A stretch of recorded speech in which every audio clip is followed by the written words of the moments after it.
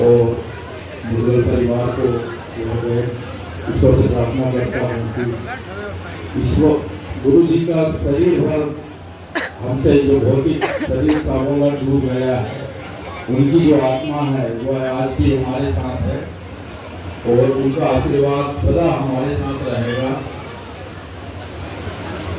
मैं वर्ष 1996 में पारिवारिक परेशानी में था, तो पहली बार चंदू भैया से महाराष्ट्र के बारे में चर्चा हुई और क्योंकि पारिवारिक विवाद था तो मैं महाराज जी के पास आया, तो उन्होंने मुझसे पहला शब्द ये कहा था कि बेटा तुम हो वकील आदमी और घर में विवाद मत करना। और मैं निश्चित रूप से पारिवारिक विवाद के कारण वकील तो था ही, परिवार में संपत्ति के बंटवारे को लेकर मैं दावा पेश करने वाला था। तो सब कुछ तैयारी लगभग मेरी थी, परंतु महाराज जी ने मुझे यही कहा पहला था कि बेटा आप अगर हमें मानते हो तो भाई भाई में विवाद मत करना और ईश्वर आपके साथ है। ईश्वर आपको उस समय तो मेरी हैसियत बड़ी छोटी थी, बड़ा थोड़ा सा वकील था। उसके बाद मैंने महाराज जी के वकीलों को ब्रह्मवाद माना और फिर मैंने कोई घर में विवाद नहीं किया और उनके जो श्री वकीलों से मैंने सुना कि बेटा त्याग करना ही सबसे बड़ी भक्ति है, संपत्ति के लिए तो सब करते हैं पर त्याग करो। और वो मेरे ब्रह्मवाद मेरे ऊपर बिल्कुल अमिट छाप छोड़े। उनकी कृपा हुई कि 4 साल बाद मेरा सिविल जज में सिलेक्शन हो गया और आज मैं सीनियर एडीसी के पद पर राजगढ़ में हूँ। मैंने इस दौरान महाराज जी के वचनों में, उनके प्रवचन में काफी बातें सुनी, लेकिन एक बात जो मुझे सबसे ज्यादा पसंद आई थी कि वो हमेशा कहा करते थे कि बेटा हम किसी के घर जाएंगे, कोई हमारे घर आएगा, हम किसी के यहाँ जाएंगे, कुछ व्यवहार देंगे तो वो व्यवहार हमारे यहाँ देगा। उसको व्यवहार कहते हैं, व्यापार कहते हैं, व्यवहार नहीं।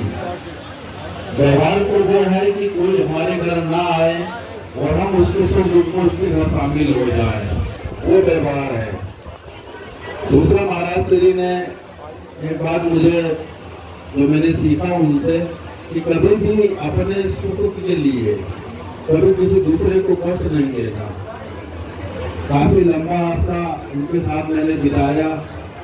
महाराज जी का कोई खाने पीने का कोई ठिकाना नहीं रहता था। रात को 2-2-3-3 बजे तक वो सेवा करते रहते थे। अपने जो भूखे दरिद्र लोग आते थे तो हम लोग को काफी पीड़ा होती थी। महाराज जी को खांसी चलती थी, बात करते करते उनकी आवाज में बदलाव आ जाता था तो हम लोग को बड़ी पीड़ा होती थी। तो महाराज जी से बोलते भी थे कि महाराज जी थोड़ा अपने शरीर का भी ध्यान रखें आप। लेकिन उनको परोपकार में इतने डूबे रहते थे कि उनको अपने शरीर की भी परवाह नहीं रहती थी, ना खाने की, ना पीने की, ना सोने की, ना उठने की कोई समय नहीं था। और इतना पूरा उनका संपूर्ण जीवन दूसरों की सेवा के लिए गया। और तो हमें तो 96-97 में जब मैं महाराज श्री से मिला था, उसी समय मुझे एहसास हो गया था कि महाराज जी का ये शरीर चल कैसे रहा है, कि ना तो इनका अरे शरीर है उसे तो टाइम पे खाना पीना आराम पे चाहिए, पर वो शक्ति जो उनके साथ थी वही उनके शरीर को चलायमान कर रही थी। तो मेरा आप लोगों से जो उन्होंने मुझे शिक्षा दी है, आज मेरे सर्विस के करीब 25 साल हो गए और इस 25 साल के दौरान मेरे सामने हजारों मुकदमे आए, लेकिन मैं आज उनके सामने ये सर उठा के कह सकता हूँ कि हजारों मुकदमे में आज तक एक भी टूटी गोली का मुझ पर कोई आक्षेप नहीं लगा। और मैंने बड़े बड़े मुकदमे देखे और उनके बताए रास्ते पर आज भी कायम हूँ। आज भी पूर्णतः निष्ठा और ईमानदारी से अपने नौकरी को अंजाम दे रहा हूँ और उन्हीं का ही आशीर्वाद था कि आज मैं इतने साल की नौकरी करने के बाद आज भी जहाँ भी मैं रहा हूँ वहाँ पर एक बात तो विदित है कि मैं ईमानदार हूँ और मेहनती हूँ। आज महाराज जी की प्रेरणा से ही आज मैं जब काम करता हूँ तो मेरा ऐसी मन में आता है कि मैं अपने कर्म करते करते, क्योंकि 2017 में मुझे भी आज हम सब लोग यहाँ पर एकत्र हुए हैं, जिसको अलग अलग नामों से हम लोग महाराज जी का जो देह थी, जो उनका शरीर था, कई लोग इसको श्रद्धांजलि, कई लोग इसको पुष्पांजलि। यदि जैसा महाराज जी का मुझे मैं ये बात करूं कि श्रद्धांजलि इस शब्द को यदि हम तोड़ें तो श्रद्धा प्लस अंजलि, श्रद्धांजलि उसके लिए होती है जिसके प्रति हमारी श्रद्धा सिर्फ एक अंजलि का हो।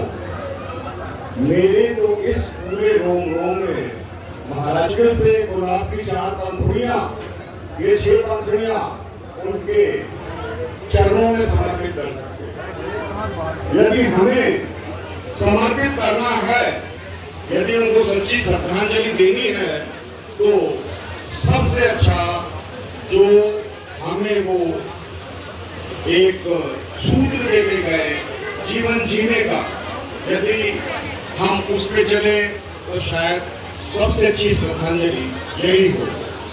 जैसा कि मैं आपको बताऊं, वो मेरे गुरु भी थे, वो मेरे पिता भी थे। एक गुरु जो अपने शिष्य को थोड़ा सा ज्ञान देता है, वो ज्ञान कि यदि मैं आपसे ज्यादा टाइम नहीं लेना चाहूंगा, एक पीरियड होता है 30 मिनट 40 मिनट का। एक गुरु जो अपने शिष्य को ज्ञान देकर जाता है, वो ज्ञान यदि शिष्य ले ले तो शायद वो 90% आता है, वो 80% आता है और वो उस विषय में PhD कर लेता।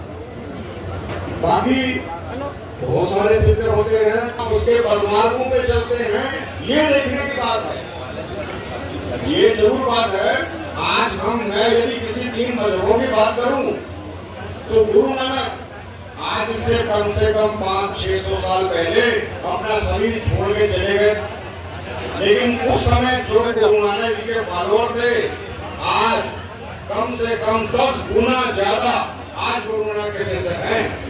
यदि मैं प्रभु यीशु की बात करूं, जब प्रभु यीशु थे आज से 500, 600, 700 साल पहले, तो आज प्रभु यीशु को मानने वाले शायद उसे एक पंथ की स्थापना की, वो पंथ आज 4 गुना ज्यादा फलीभूत हो गया है। तो महाराज जी के लिए सच्ची श्रद्धांजलि यही है कि जो महाराज जी से जुड़े थे या किसी विषय या किसी के कारण वो उनसे नहीं जुड़ पाए थे, वो आज भी यदि उनसे जुड़ जाएं तो ये सच्ची उनके प्रति प्रेरणा होगी, ये सच्ची उनके प्रति हमारी आस्था होगी।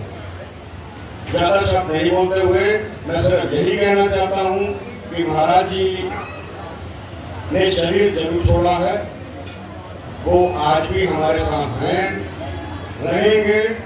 और मैं ज्यादा बड़ी बात नहीं करता, जो उन्होंने मुझे अपने परिवार का एक सदस्य माना था, जब तक ये मेरे शरीर रहेगा, मैं शंभू दरबार और इस परिवार से हमेशा जुड़ा रहूंगा।